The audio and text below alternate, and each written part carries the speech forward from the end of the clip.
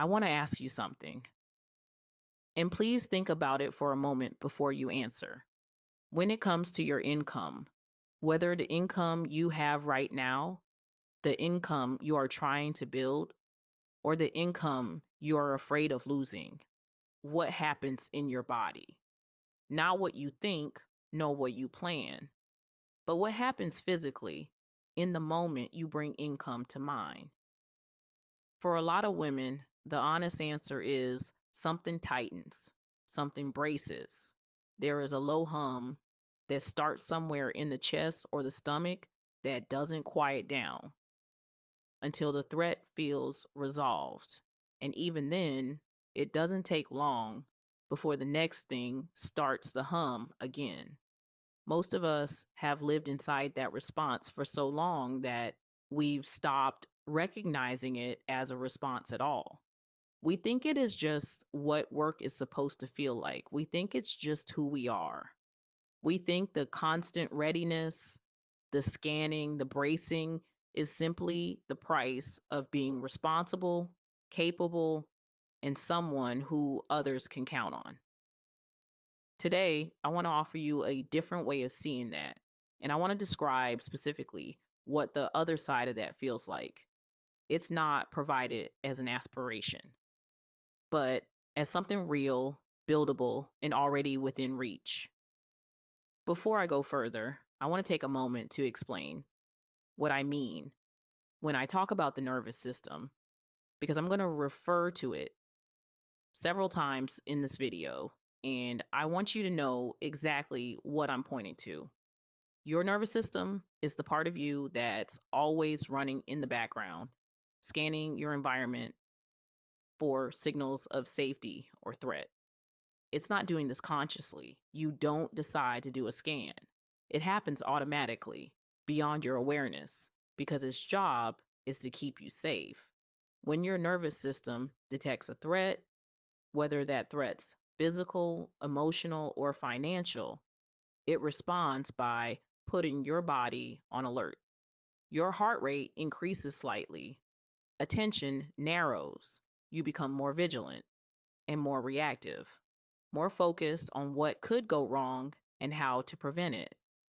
This is the state most people know as fight or flight, and it is an extraordinary survival response when the threat is immediate and real. The problem is that the nervous system cannot always distinguish between a lion in the field and a manager who wants to speak to you first thing in the morning. It responds to both with the same underlying machinery. And when the perceived threat is chronic, not as a single event, but a sustained condition over a long time, like financial instability or high stress employment, the nervous system can become used to that alert state. It stops feeling like a warning, it starts feeling like normal. That is what I want to talk about today. I know the state from the inside. For most of my working years, I lived in what I now understand as a near constant low level alarm. At the time, I didn't call it that. I called it doing my job and being a good team player. But here is what it actually felt like in my body. There was a baseline tension that I carried into every work week. It wasn't dramatic or overwhelming, it was just always present. A readiness to take action that never fully switched off. And underneath that readiness was a specific kind of vigilance, a constant scanning for what might be wrong, what might be about to go wrong, what I might have missed, and what was coming that I hadn't yet prepared for. When something unexpected happened, when a message arrived asking me to come speak with someone, when a deadline shifted or a priority changed, my body automatically responded before my mind did. Something tightened and I braced for it, whatever that thing was. The immediate interpretation was something's wrong. And the next thought, almost without fail, was it involves me. And the thought after that was, it's my responsibility to fix it. I also live significantly in the future. By that, I don't mean the distant future, but the immediate future. The things that hadn't been done yet, the things I was behind on, the things that were coming, I was rarely fully present in the moment because my nervous system was perpetually scanning ahead for the next source of threat. It wasn't about a particular personality trait, it was about a nervous system that learned to treat the future as a danger zone. And the income piece was central to all of it because underneath the tension and the vigilance and the future scanning was a core belief that my income, my stability, my ability to take care of myself and the people I loved depended on my performance in any given moment.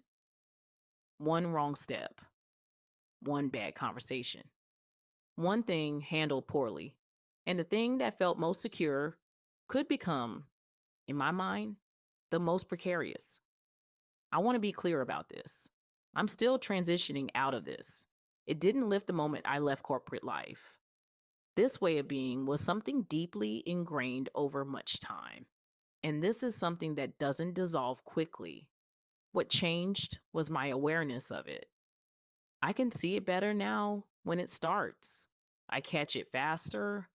I can point to what's happening in my body before it carries me all the way down that same old road. And I have many more moments now of what I would call calm income, moments where I am working from a different internal state entirely than I ever had before. That difference is what I want to describe for you now. I wouldn't describe calm income as the absence of work. And neither does it feel like all ease and bliss.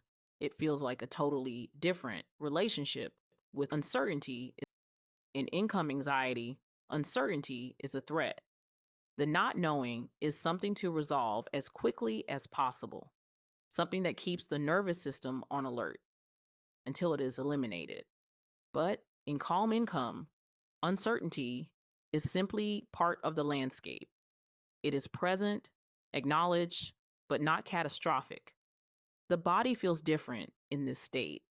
There is a groundedness that income anxiety doesn't have. It's a sense of being in the present moment rather than always ahead of it. The work is here in front of you, and you are here with it, rather than your mind already three tasks ahead, scanning for what has not yet been done. Income anxiety is rooted in hesitancy, the sense that one conversation, one decision made by someone else, one shift in circumstance could remove the floor from under you. Calm income has a different foundation. I can only describe this as a quiet self confidence. Because it is built from who you are and what you know, it doesn't belong to anyone's decision about your value. No single employer determines this. No client leaving ends it. No conversation changes the full picture. The source of the income is you, and you are not going anywhere. You stay here because what you need comes from within, not without. That knowingness does not live in your head, it lives in your body. It's the difference between working from a brace posture and working from an open one, between producing from fear and creating from capability. And practically, it shows up in small ways that are easy to overlook until you start looking for them. It shows up in the ability to close the laptop at the end of the day and actually leave the work there rather than carrying it into the evening or the weekend. It shows up in the way you respond to unexpected requests, not with dread, but with a sense of possible curiosity. It shows up in your relationship with rest as simply part of the rhythm of your work. Calm income feels like smooth water, moving purposefully and steadily, but without the turbulence that used to be your baseline. I want to give you something practical before we close, because calm income is not an all or nothing state. Most women who are building toward it will experience a mixture of the two. Some moments of the old alert, some moments of the new groundedness, and the transition between them becoming gradually more conscious and more able to navigate over time. Here is the question I use as a compass. When I bring to mind my income related to work, does my body feel contracted, embraced, or open and capable? Contracted, embraced is telling. It's not a verdict on whether you're doing it wrong. It's your nervous system telling you that something in the current situation is triggering your old way of doing things. Maybe the work does not fit you well enough yet. Maybe the pace is unsustainable. Maybe there's a belief you haven't yet examined that is running underneath the surface. Open and capable is also telling. It's your nervous system informing you that something is working, that this particular piece of work in this particular way at this particular pace is a closer fit for who you really are. The goal is not to completely eliminate the first response, contracted, embracing. It is to make the second response, open and capable, your more frequent baseline, and to get faster and faster at noticing when you have slipped back into the first one. So you can ask yourself what it is saying to you rather than just reacting. That is the transition I am in. That is the transition I am building this work to support. Here is what I want you to take away from today. The way income has felt in your body until now is not the only way it can feel. The tension, the vigilance, always future scanning, the bracing. They are learned responses to a long time condition. And learned responses can be unlearned gradually with the right conditions and the right structure. Calm income is one of those conditions, but it is real and it is available to you. And it starts with building income from who you actually are rather than from who a job title says you should be. The Calm Income Archetype Quiz, linked below, is the beginning of that. 5 minutes, completely free. It will show you which income path fits the specific way you naturally engage with the world. And that fit, that alignment between who you are and what you offer, is where calm income begins.